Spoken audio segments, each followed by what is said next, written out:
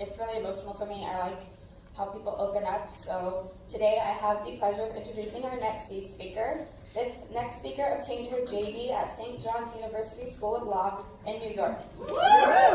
She currently practices as a public defender in Miami and has a deep commitment to public service advocacy. Her talk is titled Afghan-American Mental Health, Not Your Mother Shorwa. Please join me in welcoming Noori to the stage.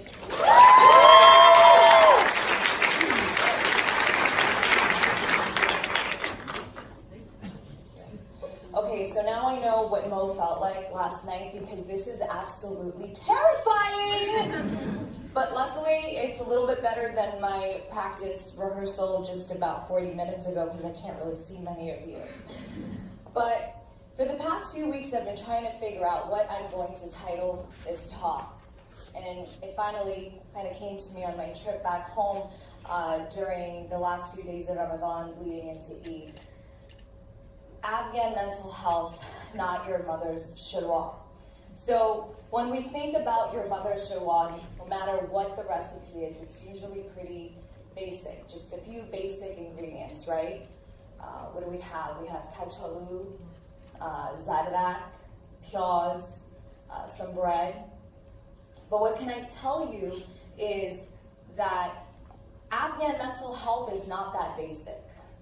The ingredients are certainly not that basic.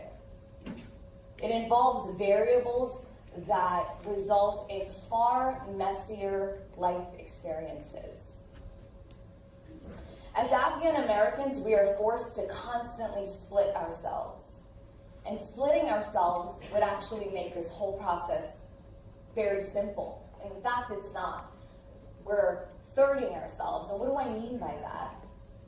We carry 3 different identities simultaneously that can become increasingly exhausting. We first have the identity that we carry for our families, the identity that we carry to our Afghan community. And then we have the identity that we present to the outside, the American community. And then we have the last identity we carry, and that is our personal community. That's how we know ourselves to be.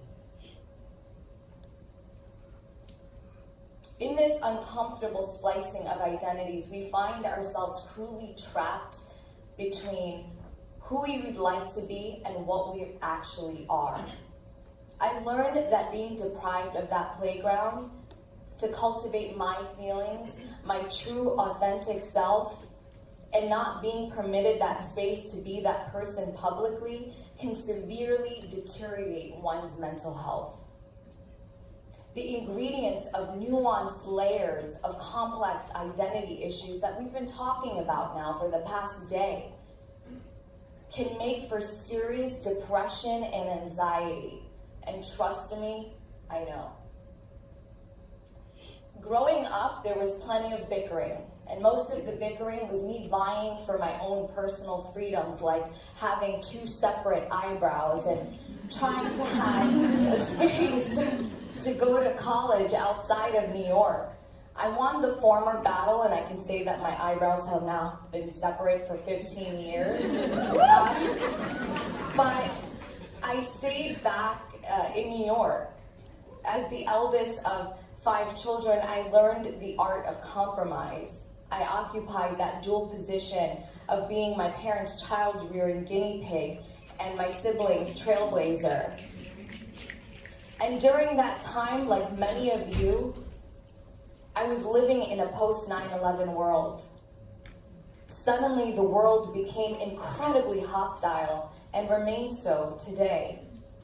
There were outsiders trying to dictate my experience, my faith, attempting to characterize me, you, us, as something totally foreign to me, you, us. It's an insanely toxic experience. But then even inside my own home, my strange ways of practicing faith were being scrutinized. Being Muslim was narrowly defined, and my perspective is far grander than dogma. Distrust genes was not acceptable. and having to rework a socially acceptable wardrobe every time you fly back home is utterly exhausting. Just an example, this is not what I intended to wear during this talk, but I'm sure my father will be seeing this at some point. His first question to me is, why aren't you not going to talk about your profession? Why are you not going to talk about lawyering? Why is mental health important? I changed into a basic black turtleneck. I figured that would cover anything that might be exposed. There's also this constant sense of self-regulation when I'm in front of my white American friends, learning not to perpetuate these overplayed stereotypes of what our men look like and what they are.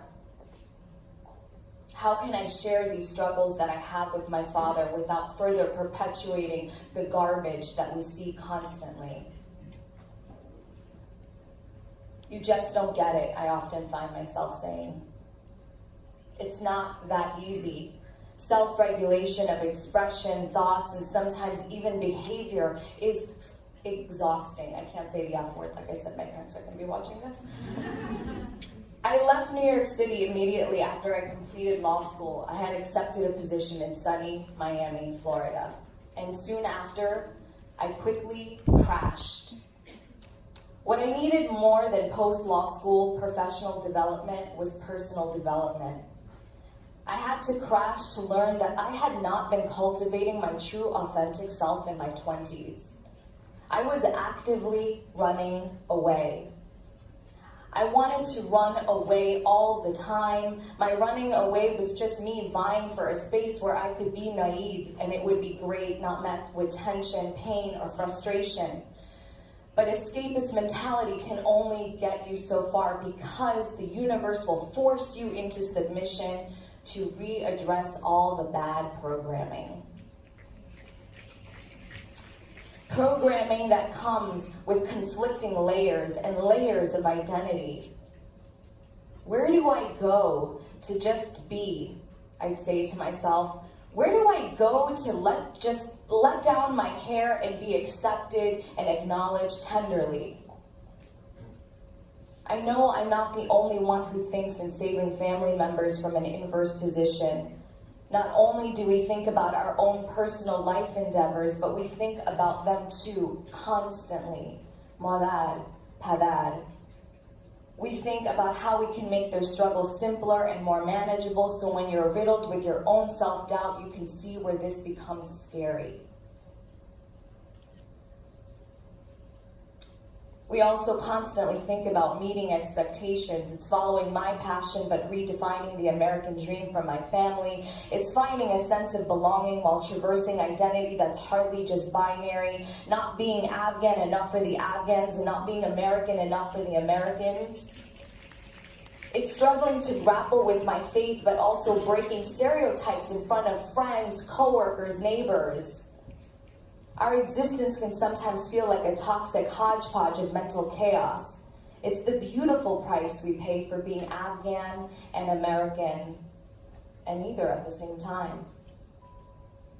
In this exercise of splitting our identities to comport into different spaces, I can tell you that as Afghan Americans, the three feelings that are most omnipresent to all of us almost all the time: fear, guilt, and shame.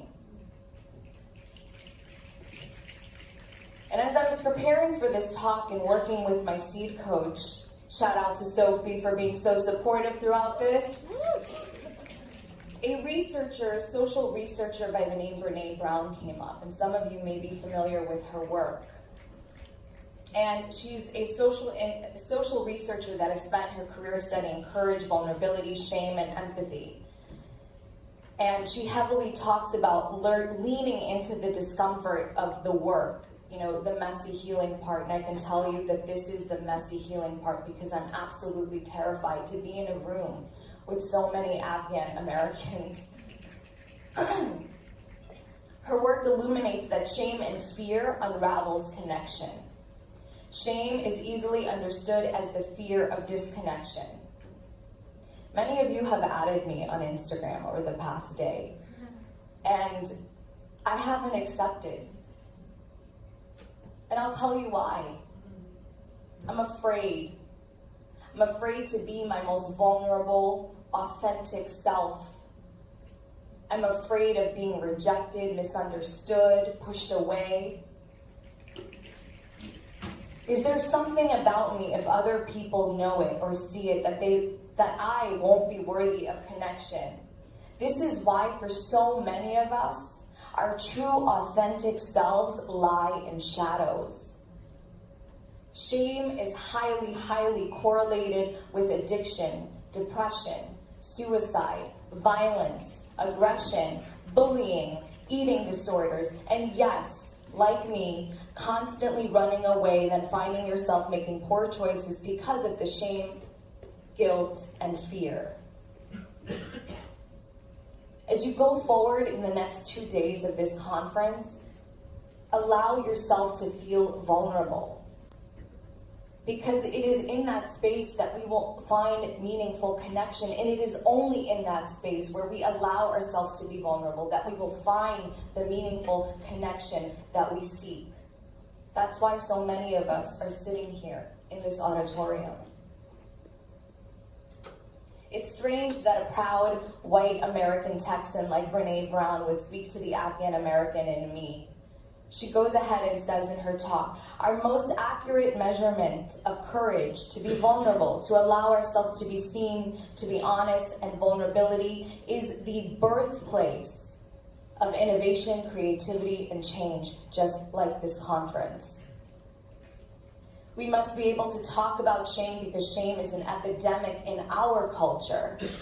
And to get from underneath it, to find our way back to each other, we must understand how it affects each other, how it affects our parenting, how it affects our relationships to one another. So what is the solution?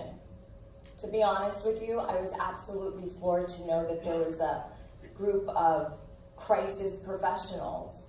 We are a fledgling community in which being able to go to a therapist just to talk about our issues is not that easy. So what is the solution? No one understands the emotional rigors we are under better than each and every one of you. We must be each other's resources.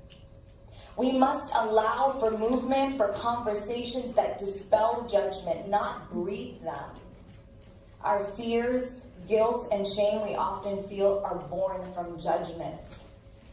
We must stand in support of each other's journey because the currency of mental wellness is connection.